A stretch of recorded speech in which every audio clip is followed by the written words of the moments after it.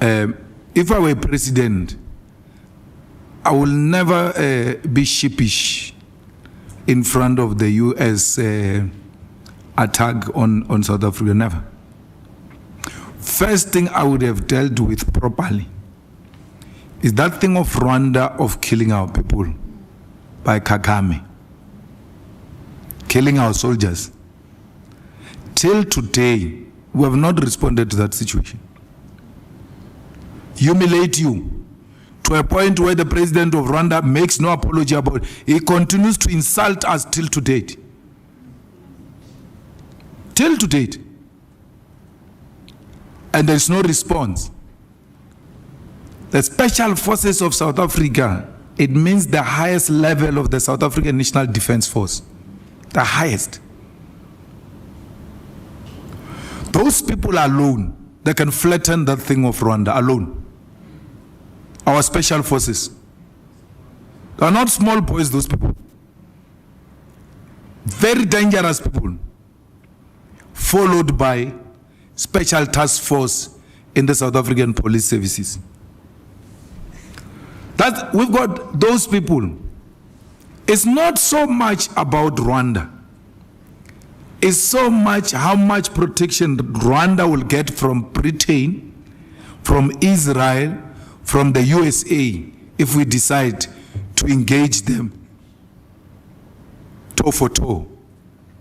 That's what makes them survive.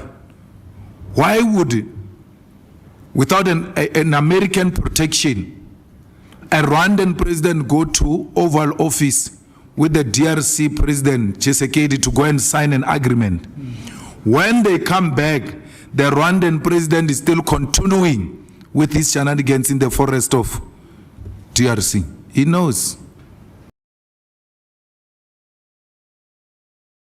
Hello there, as you can see in that video, I'm showing footage of Julius Malema speaking, where he accuses the United States and Israel of supporting forces opposed to the M23 movement in Eastern Democratic Republic of Congo.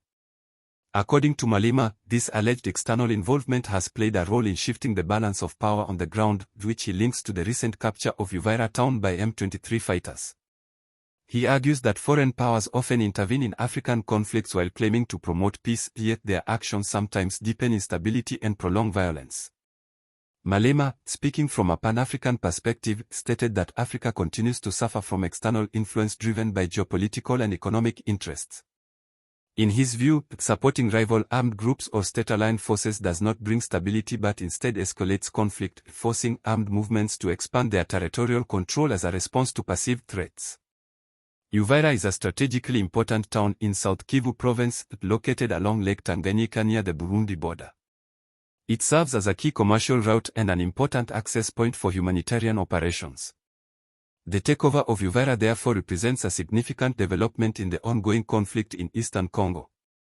Malema suggested that such developments cannot be separated from broader international interests operating within the region. Eastern DRC has endured decades of violence fueled by a complex mix of weak governance, competition over natural resources, historical grievances, and the presence of multiple armed groups. While Western nations often present themselves as neutral partners working toward peace, Malema questioned this narrative, arguing that selective involvement undermines African sovereignty and limits African-led solutions. Malema's comments have triggered debate across Africa and beyond. Supporters view his remarks as a bold stand against foreign interference, while critics caution that the conflict is highly complex and cannot be explained by external involvement alone. Despite these differing views, his statements reflect growing frustration among many Africans regarding continued non-African influence in African security matters. As fighting continues and reports suggest that M23 may be planning further advances, including toward the town of Baraka, the humanitarian situation remains fragile. Civilians continue to bear the greatest burden, underscoring the urgent need for regional dialogue, African-led peace efforts, and sustainable solutions rooted in the sovereignty of the Democratic Republic of Congo.